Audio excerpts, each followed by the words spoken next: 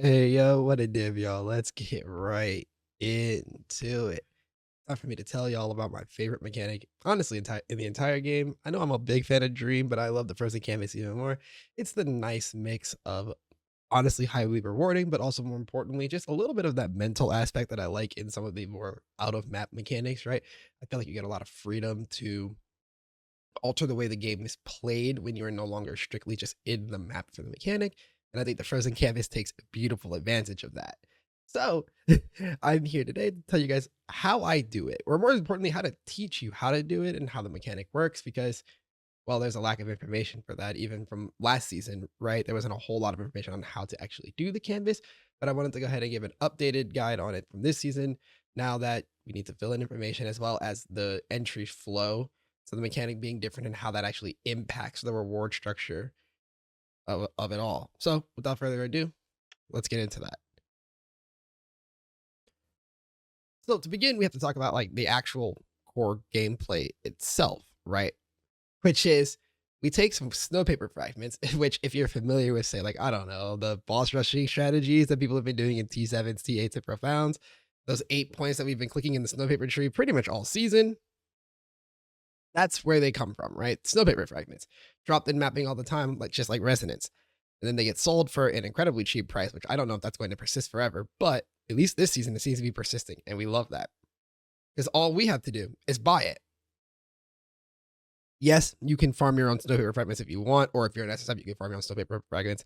But for the purposes of it as a currency strategy, I highly recommend just buying the fragments, saving yourself the time, unless you want to take a break from running canvas. Understandable, but it's very nice to just boom, buy them, get in, go. You go over to talk to Niv, the rainbow paint owl. She's towards the bottom. She's towards the bottom of the map, like bottom right of the training dummy. Very easy to find. She's very much there.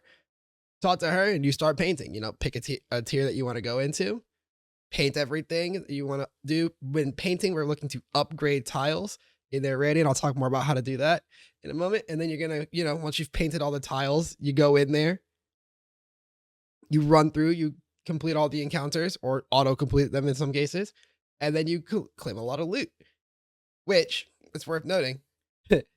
This insane loot, right? You've seen the insane explosions, especially from those level 7 chestnuts. What that usually entails of primarily is exclusive support gems, right? That's the big thing. That's the thing that you're really in the mechanic for, right? Exclusive support gems, and then inspiration essence, and the regular stuff like FE and embers and fluorescent memories. Some legendaries every so often here and there. Like I've dropped like an Interfells in it before. Like a little something, but it's not the primary thing, right? The big thing is the exclusive support gems and the inspiration essence. Those are the unique rewards to this mechanic. You cannot get these anywhere else. Exclusive support gems you're probably very familiar with from following any number of builds, including maybe even my own builds, right? Both builds on my channel so far have featured an exclusive support gem pairing because they are just that strong. And then inspiration essence is a currency needed to level them. So we are the primary suppliers of that here at Frozen Canvas Incorporated. That's what we're going for. And the way to get those rewards is to use the rest of the information I'm going to be providing in this guide to level up the paintings that you put on the canvas, because you can only get this exclusive supports out of level 7 tiles of any type, right? Any level 7 tile can drop it, with obviously chest notes potentially giving the most. And it's worth noting, chest notes can actually give them, I've had it happen as low as level 5, but I also only pretty much play exclusively to get level 7 on chest notes. So take that as you will, right? Now, it's worth noting that level 5 and level 6, those are still worth completing to some degree, but it's mostly just because they still do give a decent bit of FE or fluorescent memories or inspiration essence. And they still give you some color snow sometimes and whatnot, but you were mostly looking for level 7s. Now that I've given you the core picture, right? Like, if for whatever reason you were like, all right, that's enough video, click, boom, and I'm out, right? That would be all you really need to know. Like, that's the core of the mechanic. That's the rough TLDR of what you're doing. Now we're going to go into the actual explanation of how the mechanic works and everything that's, to be done in it. All right. Before we can get started with actually talking about how to do the brushstroke effects, we need to quickly cover the terms that are going to be used going forward in the video, just because think it's important to understand our vocabulary. This is an educator thing. Sue me. So 1, the 2 currencies of the mechanic are snow paper fragments and colored snow. Snow paper fragments are what we use to enter the mechanic. As I mentioned earlier, you just go to NIF, use them, you get them off the trade house or, for mapping. Done. Very simple mechanic. The other one is colored snow, which you cannot trade for, that you get from playing the canvas activity, either from the cell completion chest after completing enough tiles in a canvas run, or from completing level 5 and up. Bubbles sometimes will drop colored snow. Either or is fine, and there are ways to, augment this value. Talk about that more later. But colored snow is what we will use to upgrade our artistry tree, which is the meta progression tree for the mechanic, to just demonstrate that you have been invested in this mechanic for X amount of time. And you will then use it after that to do things with forced color mixing or starting over on the board when things go, quote, not right. Sometimes I'm doing it intentionally, but like, you get what I mean. It's all a part of the strategy. It's a meaningful part of the content. We love it. Then after those, we have the types of tiles on the map. There are 4 types of tiles that can really be broken into 2 categories: playable, non-playable. It's very simple, right? Blank tiles are defined as any playable tile, including if you already played on that tile, right? The term blank tile is the white spaces, you can put a paint on it. Or for the sake of certain effects, it will mention a blank tile that already has a paint on it, and that's blank tiles that you've already played on top of, right? Okay, that's playable tiles. The other 3 fall in the category of unplayable tiles. There are just 3 different ways that they can be unplayable, and they have distinct differences, right? Which is, we'll start with void tiles, and it's because they are the ones that are surrounding the area. They define the play space. They can be interacted with through spread effects, but they are primarily unplayable, uninteractable entirely, right? They just define the play space, and you hope that you can maybe interact with them every so often. Blocked tiles are tiles with the blue block on it that you can very frequently interact with, actually. And that's kind of why they're in their own category separate from void tiles, because they're meant to be interacted with, but they're meant to, force a little bit of extra strategy into how you play. And then there's discolored tiles, which these never spawn naturally. They are created through forced color mixing, which is another type of tile that you cannot play on, but it is not considered a blocked tile. It destroys you destroy an existing paint tile and it becomes discolored. And then it can be interacted with through effects that specify discolored cells.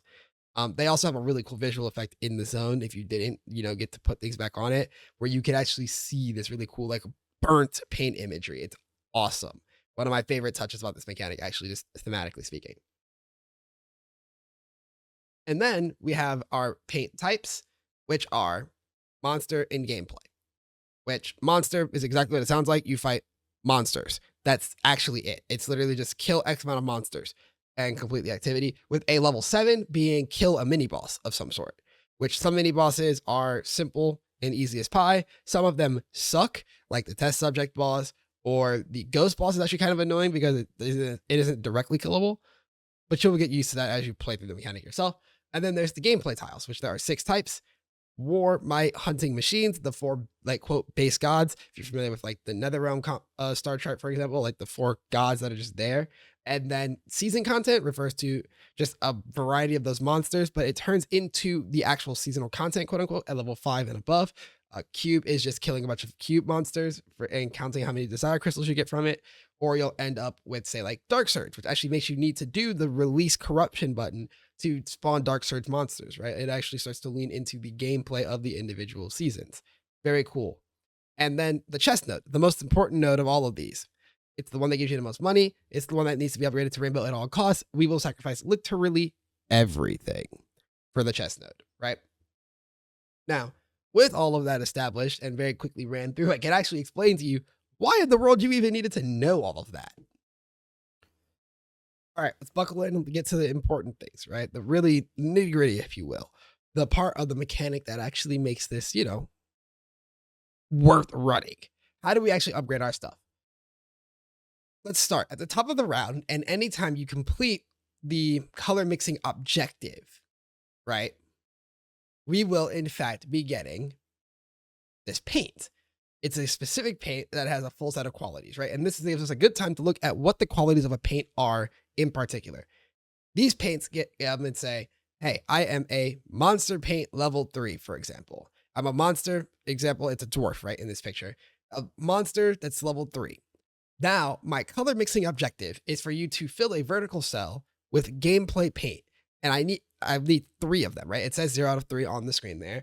And then each one that you put in there, the color mixing effect says level up those gameplays in that vertical area by 1. Now, an extra detail or two about this description real quick, right?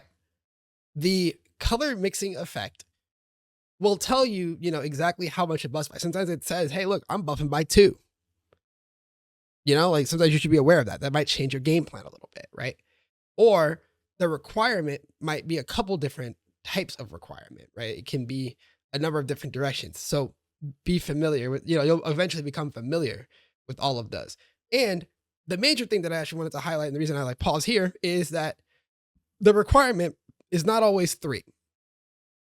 Sometimes it is 4 or even 5, depending on what area it wants you to cover, which is the part where it says like vertical, or it could be say horizontal, for example, etc. And then, the content, which content meaning like monster or gameplay, it can also be all, right? That content or the effect buff, right? Going from from 1 level to 2 levels. All of these can affect the color mixing requirement. And so you need to be aware of this going into, moving things around. It's worth noting when you are changing things up on about a paint though, later, we'll talk about that in a moment, it does not actually ever affect this unless it is explicitly stated. Like it never changes the requirement amount unless explicitly stated by the effect that you're choosing. And the last thing is that color mixing effects are always in effect for the full length of the area they describe, even if the thing that you are putting there wasn't there originally there. Very important for some layouts, just as a cool like optimization thing. Now, the other thing to notice about this initial paint screenshot is brushstroke direction. That is the term that I used earlier to talk about brushstroke effects. And there are 3 types of them. You'll see 2 at any given time: reimagine, layer, spread. Those are the 3. And that's in the order you unlock them, by the way. Like it says reimagine spread here, but it's because I'm doing, I'm fully invested and I'm in deep space doing it. So I just took a screenshot from my gameplay. But you will see reimagines and layers first, and then you unlock the ability to get spread.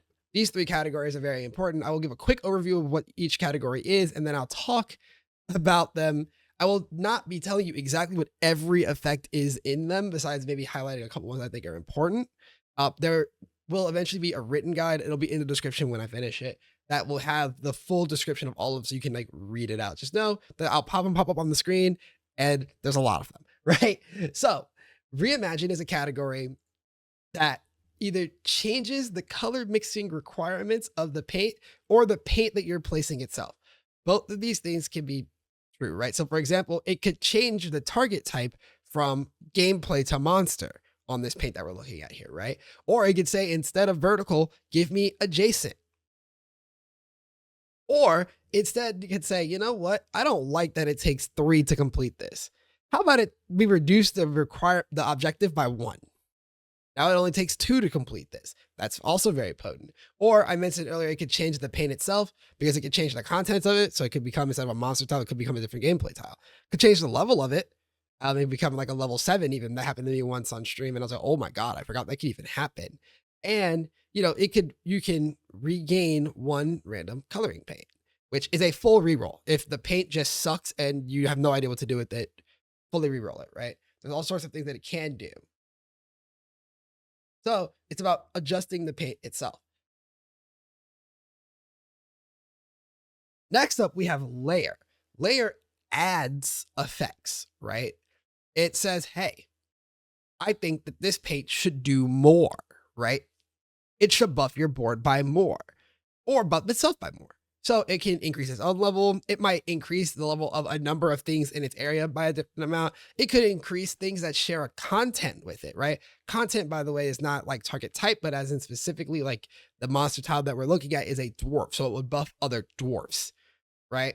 Or, it could convert the stuff in its area to who knows what, right? It can even it has an even rare effect where it's like, I will add additional directions for me to affect and make it take a little bit more paint, which is a really cool option if you know what you're doing with it, by the way. It's a little bit of a gamble, but it does pay out really well when it hits, right? And so layer is all about adding effects to the color mixing effect in particular, usually. right? Or the paint. It's about adding, right? We've talked about reimagine and how it changes things. We've looked at layer and how it adds things. Let's get into spread. Spread is the category that changes the map. Remember earlier when I told you there were 4 types of tiles and 3 of them fit into that category of uninteractable or like unplayable?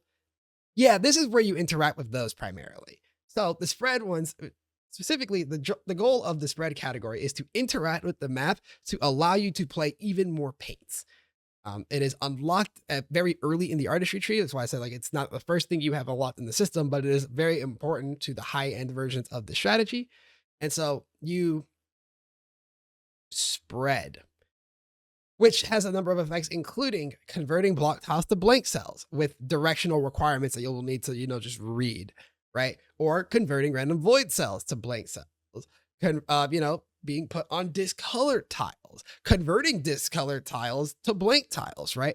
Put on void cells, put on top of blank cells that you've already put down, right? It's a whole thing. There's a lot of options with spread, and spread will generally be the bread and butter for really extending your runs and getting more reliable 7s in your runs. You're going to need to get really familiar with the different ways that you can play to your outs with the spread options. This last thing to talk about with things you can do on the board is just colored snow, right? I mentioned that colored snow was a currency that was used for things besides just the artistry tree, which we haven't talked about the artistry tree yet, but again, that takes first priority. However, this is a more fitting time to talk about its secondary use, which is forced color mixing and starting over.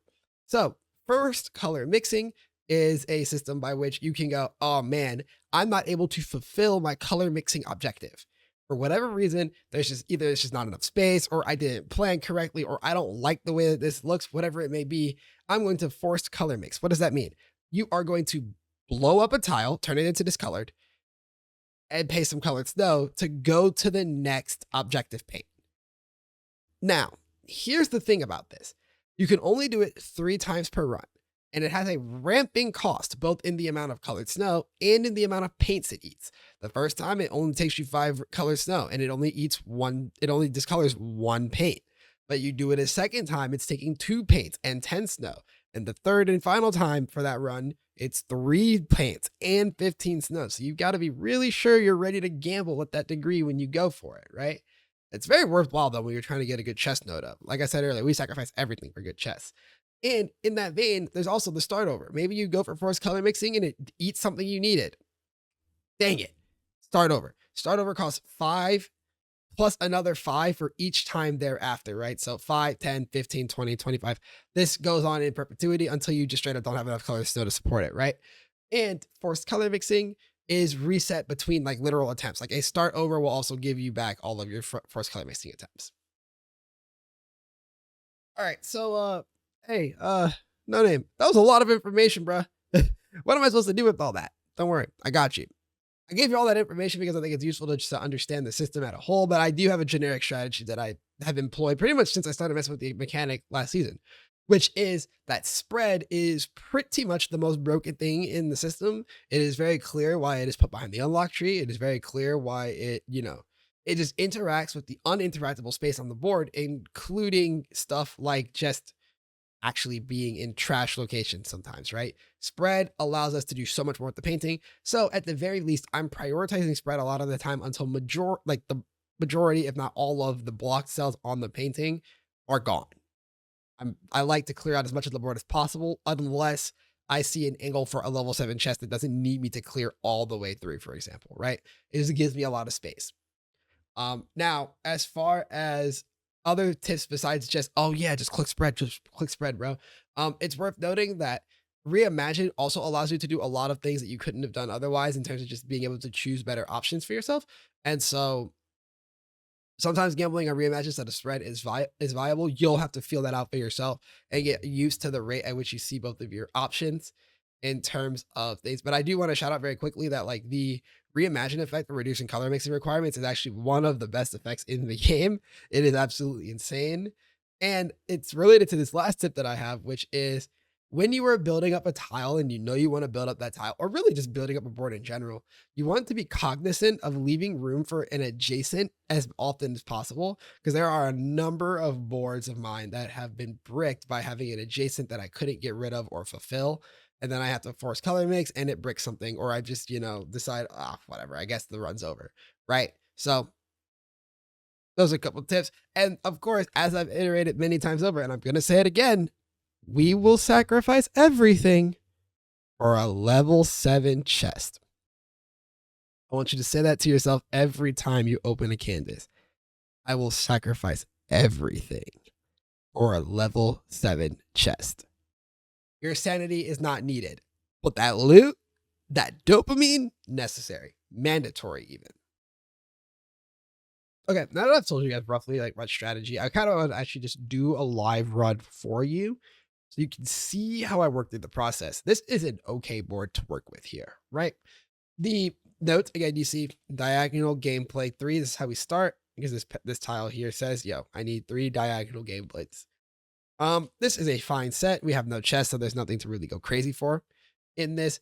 So we'll just play. It's worth noting, I like to avoid survival tiles. I hate them, but they are the highest level we have here, so we'll play them out. We don't have any choices here as far as where to place them, unless I wanted to like blow up things. Now we're faced with a diagonal monster. My first thought is changing this to diagonal gameplay would be massive for the board, because otherwise I'm going to create 2 different diagonal collages, which is not the worst thing in the world, but the problem with 2 different diagonal collages is that they will often take up a lot of the space that any adjacent would allow me to do. So I'd want to try to go for either vertical, horizontal. I want to get, basically, I don't want to be diagonal monster in particular. So a reimagining goes kind of crazy. Unfortunately, didn't hit what I wanted here, but this paint works. And I'll explain why in a sec. I'm thinking it through. I like this option here of putting it on the wall. So we have a monster horizontal potentially, as well as then these 2 spots here, because we reduce it down to 2 requirement. And now in case I get this block open, this becomes a vertical as well. That's possible. Now this horizontal sucks. We need a spread. That's like very, very important. We will now be denying this vertical option, but it's because this gives us a way to deny it reasonably. Opening up the block, you'll see how strong the spreads really get as I start to open up space on this board that otherwise looked horrific. Oh, look at that, one of the rarer ones. Place on a void cell, which there's no use for it here. A lot of the void cells are not actually in reach of anything that matters, right? Like this void cell hits 1 monster tile and then a second tile. This void cell hits like 2 other tiles in a void. Like you're not getting a whole lot out of that you wouldn't get out of, say, like nearest horizontal, unless you're on a board like this where nearest horizontal somehow has just had the incredible misfortune of not actually being useful, because I need to preserve space here. So my options are void cell. We play it here to just take up 1 spot, but I can't actually fill this objective, so it's not actually good, right? Here, and then we put another thing like here, and that's what you would do. We just occupy a little bit less space as possible. Here's a diagonal all. This is really, really good. We love diagonal all. It gives us a lot of options to play with. We're going to spread because I need to take up some blocks. 2 different ways to get rid of different block tiles here. It's worth noting that the optimal one here, at least for this example, is probably this one. This one hits more things that I want leveled because I think that this survival tile has a high potential to go to 7, but this opens up more space because this tile is really easy to open. This one is not. Diagonal gameplay. See, now we can go around and buff on this outside or on this inside right here. So we're going to layer because this is a very good tile already and I'm a pretty good fan of it. Convert all to random paints. It is worth noting can deny you the ability to have it fulfill the objective. So only use that effect when you're desperate. This here, I think is best done on, this is a tough choice, but I think it's on this line, and it's to preserve this adjacent in case it happens to me. That's the entire reasoning behind it, by the way. It is literally just to preserve an adjacent. We will now layer here, increase by 1 level because it doesn't give us anything else of value. Adjacent monster. This adjacent monster is actually really unfortunate, but we have a safe spot for it right here. This is why we leave space for our adjacents, and it's going to let me open up that diagonal that I've been eyeing up this entire time. Unfortunately, it blocks off my diagonal for this gameplay tile that I wanted. This is an unfortunate circumstance where we have to hit reimagine and it has to go crazy here. changing the effect direction is one way to get this done, and it did go crazy. We got this. Now we get horizontal monster, which is super sad because we still sitting here with these level 6s that are not complete. So we're gonna gamble. We're gonna spread. We're gonna hope. It didn't hit. So this gamble here is to play it here and force color mix, and it still didn't hit the way I want. We're gonna try another spread. Void cell. Okay, that's good enough. We get a 7. This is a playable run. I currently am at the point with investment with this mechanic that I do not run boards that don't have 7s on them. So I would either start over. Like, this is the board I would have considered starting over. Or I will just straight up like say whatever. It's only like, I think Daytona Snowpaper currently is like 18 or 19 FE or something. I will just burn the 19 FE and go to another board because it's not worth running around on the board. We're noting that opinion is only valid if you do not have a fully maxed out artistry tree, right? And I'm not going to run that board because as cool as it would be, I'm not going, like, there's enough footage in this video already of me running a board. You don't need that. There's know that I'm pathing towards this 7. I will probably try to run to this 6. The 5s are not as important to me outside of like, oh, right. I guess I should show, I do have the girl, right? So she will paint over things for me.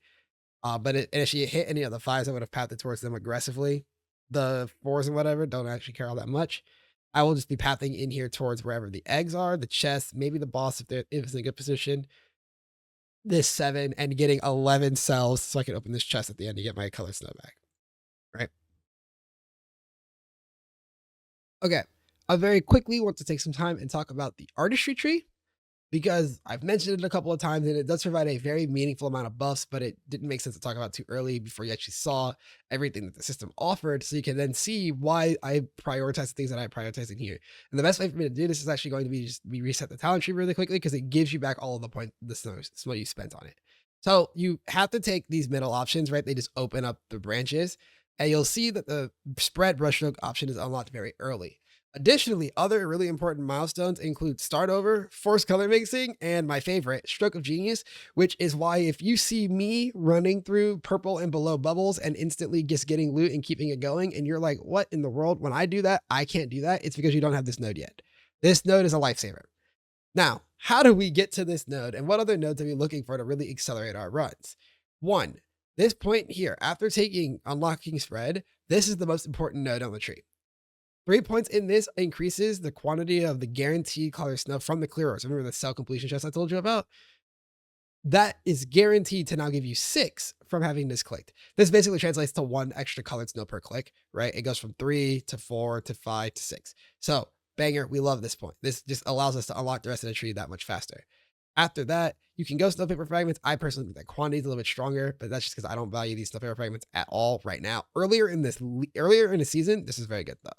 But now we can go to start over, right? And you're going to see here, we need, max possible level of obtained paints. We want this leveled up because this reason we could start with a level 5 somewhere. And that makes it a lot easier for us to get it to 7, right? Everything that we do is in the name of either getting to 7s or getting there faster, right? And now I like paint expansion here. This has to do with the fact that paint expansion gives us just more paints to play with, more likely to see a chest paint, right? Very, very important.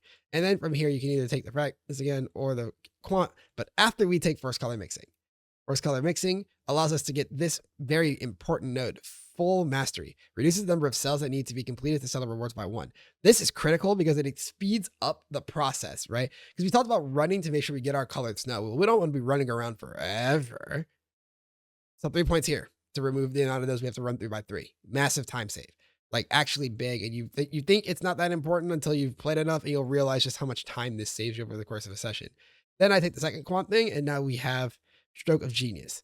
And oh man, once you get stroke of genius, the game just opens, like everything just feels so much better. And then you can just fill in the rest of the board as you see fit, because everything else here and whatnot does not actually matter nearly as much when you're making decisions. It's just clicking the nodes that you like. If you're prepared to start blocking, boom, you can start blocking. It's worth noting, allocating this does not do anything. It costs like 3 snow. It takes an additional 10 snow per to allocate the blockers, which you would need to do a little bit of market research on which things to block. And you don't even have to block, right? You could just decide that blocking is not worth it for you.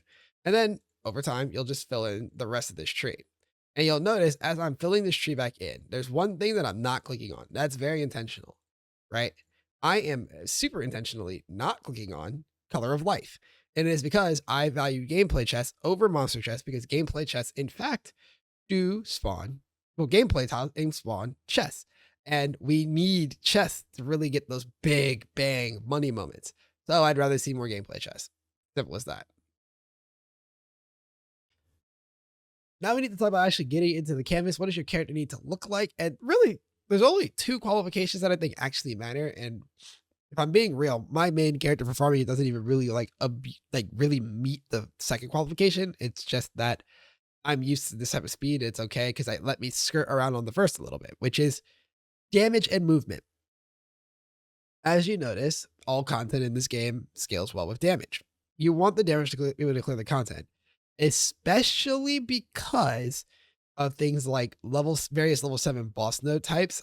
Like level 7 Eterna spawns a Blade of Eternal's Obsession. They need to be ready to handle that, right? Or like certain level 7 boss nodes, like spawning of the test subject boss. You need to be prepared to be able to handle that. And that's a good place for you to get wall checked on damage. Or you could be like a friend of mine and get blown up on some chests in a level 7 chest node because I went into deep space a little too early and was not prepared to get mollywopped by the chest, right? You don't want that happening to you, so you need enough damage. Now, on this build, on my Ring of Ice character on this channel, I started doing it in rainbow paper at 300 billion DPS. I do not have good benchmarks for the other places in the game because the mechanic was down for so long, I just kind of like wrote it off in my brain for a while. And then I just was like, well, I have 300 billion. Let's go do some rainbow paper. Because it's easier than the component, at least for my character, it is easier than its counterpart in NetherRealm. 300 billion in NetherRealm is rough for deep space. Like it's doable, clearable, but it's very slow and you'd rather be in profounds, especially for the cost of those maps. But 300 billion in rainbow paper feels fantastic. At least again for Ring of Ice. Do with that what you will. And 2, the movement thing. Casters with like blink and different ways to reduce the cooldown on blink, including these like blade extra step potentially, are pretty good. Or any raw high MS character, very good as well. Especially paired with the raw movement speed. What do you call it? Raw movement speed you get from the after effect of opening an egg. Or you could just be like an Erica or something with Spiral Strike and absolutely like blast through the area and really like get it going that way, right? Like I mentioned, I had a little bit slower speed, but I got to cut corners on damage. Whereas an Erica has to get a little bit more damage, especially if you're playing Thunder Spike, but you get so much better mobility. It checks and balances, ebbs and flow, all that good stuff, right? So do with that what you will. Just want to give you a rough idea of what you actually need to get into the mechanic. And lastly, because I know somebody's going to ask in the comments if I don't say anything about it, right now, very, very important disclaimer. You do not need the pets to profit from this mechanic. Do they make it better? Obviously, right? But this mechanic is very strong even without the pets. I'm just like, it is very strong even without the pets. However, if you do like it and you are seeing it in this video in this season that is being recorded, that banner is currently on a 20% discount for 10 pulls. And I do think that this pet is likely the strongest pet at level 1. And I think the purple in particular is extremely strong for the mechanic. There's a world where you can replace the blue, but the purple is very, very strong as well. But again, this is not me telling you pull the pet. It's just me telling you it is good because you don't actually need it. You can just run pets that buff flame fuel or fluorescent memory drops. So, if you have Chalk or Kong, obviously those, but even just Surging Gold and Sky's Dome are very good in this mechanic. It's what I was using for a while before, really setting up the full other pet setup because I did have the pet from the season itself, right? I got lucky on a 10 pull, but I had to do some other stuff because my other pets weren't as strong yet. So you do what you do there. That's also worth noting. You do drop a lot of embers, but the ember pets, I think, only really gain value earlier in the season when matchless and precious embers have not had their price value guttered, right? Because you don't drop enough ultimate embers to justify ember pets here at this point in the season, right? So that's a time contextual based thing.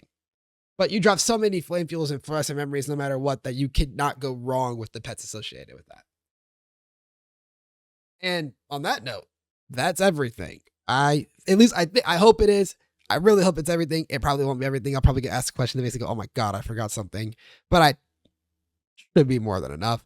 There will also be a written guide on Heroic at some point. I will add to the description when it happens. I'll even probably make a pinned comment when it happens.